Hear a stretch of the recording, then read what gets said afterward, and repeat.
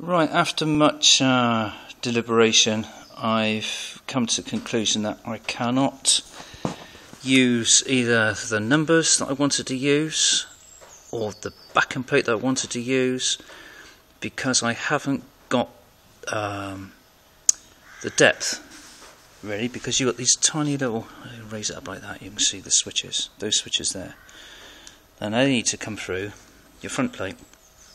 This front plate does not cover in the dash, so I've got the original piece of glass in. I've tinted it, so it's pretty much like that actually.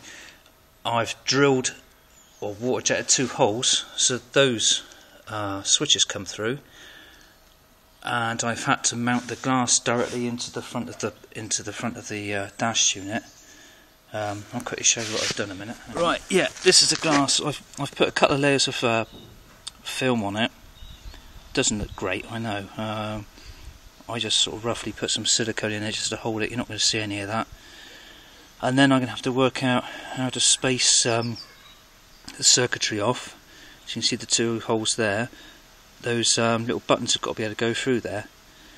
So the spaces I showed you earlier between the circuit board and the faceplate, I think I have to do away with those to really close up the gap. How am I going to mount it? I don't know yet. Cross that bridge when I get to it. I've just been putting in while the glass is drying, the sealer's drying. Been doing the sender units that I was going to do the other night, but just didn't get round to. This I thought was the water one, but it's clearly not. It's the oil one. That's the original one. Obviously much bigger size, so I hope I can get my hand in there to fit that. The water one I've just done, and I'll show you where that is.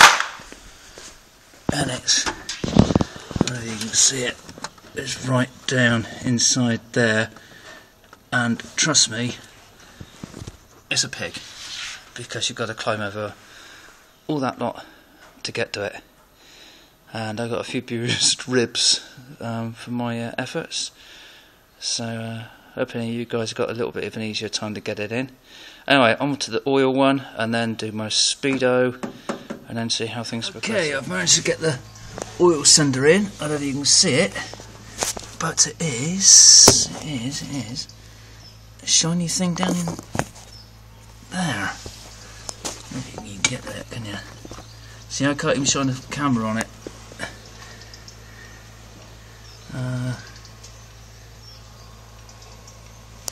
Can't you see it, can you?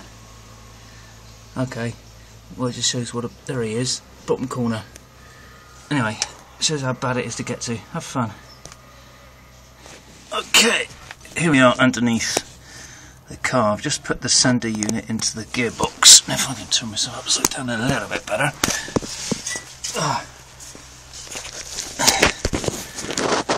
I don't know if you can see that shiny thing there. That's the kitty. You can see the end where our little, I'll show you a cable they give you in a minute, plugs on the end of there, and that's just screwed into the back end of the box. So you can see that's the rear end of the box, that. And it's just up inside. You can only get one hand up in there, it's a bit cramped, but better than doing the sender units, as I can assure you, in the engine bay. Okay, right, the speedo sender's in, as I just showed you. Right, this is the little loom as such that they give you. That just plugs straight back into the bottom of the sender unit, and these wires you run back to the dash. So 1 earth, 1 power, which would be your fused switched power line, and then that white one goes to the grey one on the back of the on the back of the unit, on there. Right, I'll go and plug this in, run some cables down, and then see how we go from there. Right, all the senders are in. The glass is stuck here, nice and dry, and then I had to put, as already shown when you've got the backing plate, the circuit board, and the perspex on the front, the acrylic on the front.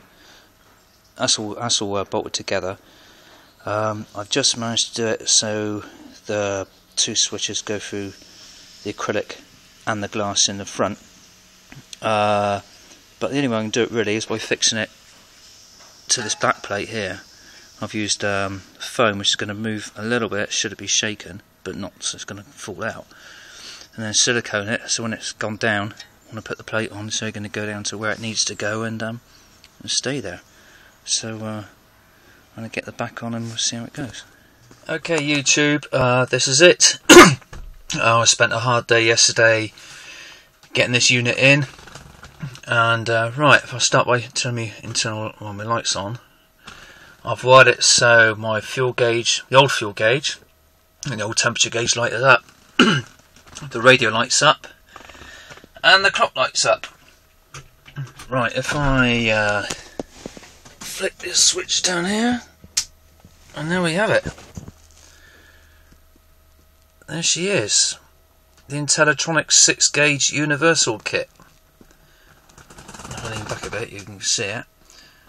Now, I think that looks stunning myself. I don't know what you think, but there we go. It looks a little bit dark because I've had to double tint the glass on the front. And if I turn my lights off, it should get brighter. There we go. That's daytime. And that's night time. And put my lights on. That's my high beam coming off on. If I put my ignition on, I can.